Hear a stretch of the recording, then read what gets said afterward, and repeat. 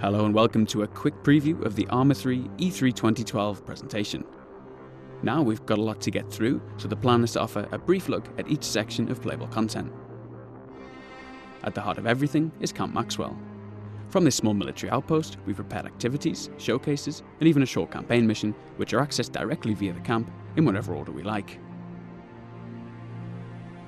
Of course, at E3 itself, visitors to the Bohemia Battle Bunker booth are encouraged to get hands-on with it all, and take a look at these things in as much splendid detail as they like, and at their own leisure. Alright, let's kick things off, starting with a wee jaunt around Maxwell. The 3D markers you see are prompts for where to find content. You might have already spotted the vehicle demonstration there, and in the background, the silhouette of a helicopter foreshadows an airborne showcase. More on those later. Trotting across in the light of a romantic sunset, you can get a peek at the weapon pool, something that those familiar with the Armex game mode may recognise. Now looking down into the valley, we can spot our firing drill activity, which puts players through a timed series of pop-up targets. A little further away is a shooting range, which gives a good impression of, among other things, our new aiming mechanics and more powerful rifles like the GM6 Lynx.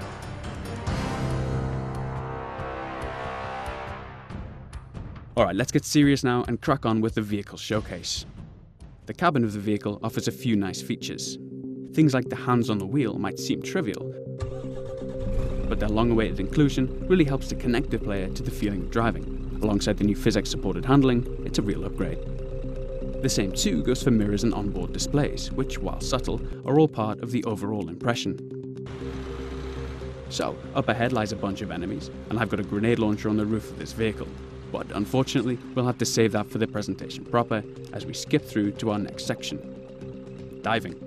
Aside from the controversy caused by our underwater combat, it's one of our most striking new features. Finding ourselves under the surface again, this time we'll take a peek at the SDV. A team member described the controls as something like a cross between a helicopter and a regular boat. Now, since that doesn't really make any sense, it'll suffice to say that we've got regular control over moving forwards and back, a rudder to turn, and the direct control over our buoyancy. Moving on now to a real man's machine, a helicopter, we'll take a look at the terrain from above and finally get to the business of engaging an enemy. Skipping between the trees, we'll target a lightly armoured vehicle and take a look at radar installation Mike 26 from above.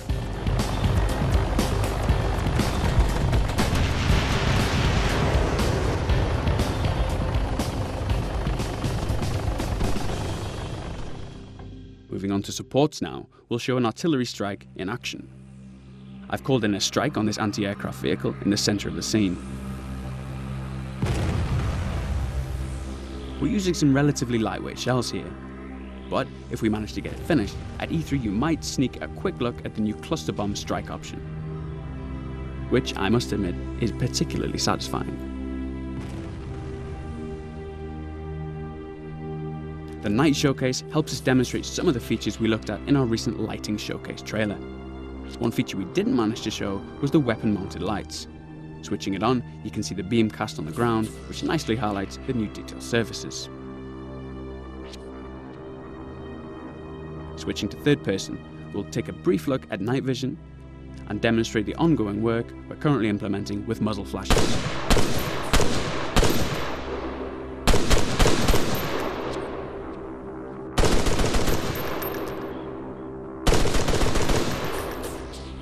Okay, last up is our infantry showcase.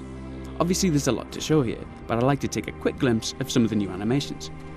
There's the previously mentioned tactical pace, which is a little slower than running, a little faster than walking, and fatigues the player more by way of our new fatigue and encumbrance system. There's also a few new crouch and lean options. Taking cover behind this wall and disposing of our enemy, I'll demonstrate popping them down, and naturally popping up a little higher than the default stance too.